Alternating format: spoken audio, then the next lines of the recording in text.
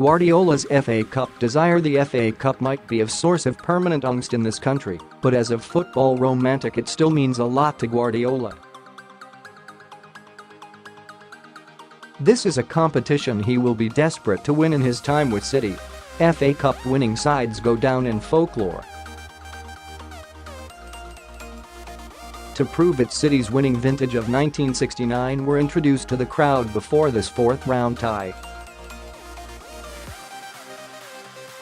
Guardiola wants his players to follow in their footsteps. The Premier League and the Champions League might be City's first priorities, but the Cup still has a major appeal to Guardiola. This is a competition that immortalizes its winners, and Guardiola wants his slice of history. So while the Blues are continuing to fight on four fronts and the games are coming thick and fast, with a crucial Premier League trip to Newcastle on Tuesday night, there were still some big names on the City team sheet when it dropped at 2 p.m. While many managers have long since abandoned the pretension that this competition matters, Sean Dyche's selection suggested Burnley have little interest in it and showed it's not just foreign managers who no longer value the Cup. Guardiola treats the world's oldest cup competition with the respect it deserves. Jesus is formed. When Gabriel Jesus made a lightning-fast start to his City career, it appeared to signal the beginning of the end for Sergio Aguero. Jesus looked a much better fit for Guardiola's high-pressing system, and he took no time at all to adapt to the Premier League after moving from Brazil. This looked like a match made in heaven. The path to the top for a young footballer is never as clear as it looks to be when they arrive on the scene like a shooting star, however. Jesus has hit the depths since those bright early moments in Manchester, struggling with injury, layoffs and for form in the early stages of the season. Rather than replacing Aguero, he found himself further behind the Argentine than ever. While Aguero has continued to break records and has adapted to Guardiola's system, Jesus has had to go back to the start.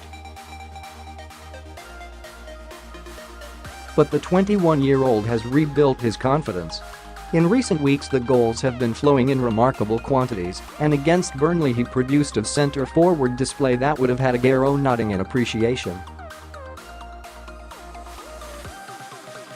Record breakers. City have become accustomed to breaking records in recent seasons, but the run they're on since Roberto Firmino's equaliser at the Etihad on January 3 is truly spectacular.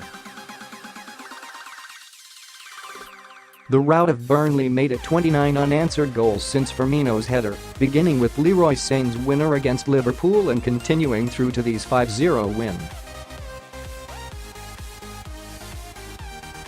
It's an incredible run, with 28 goals coming in City's last 6 games.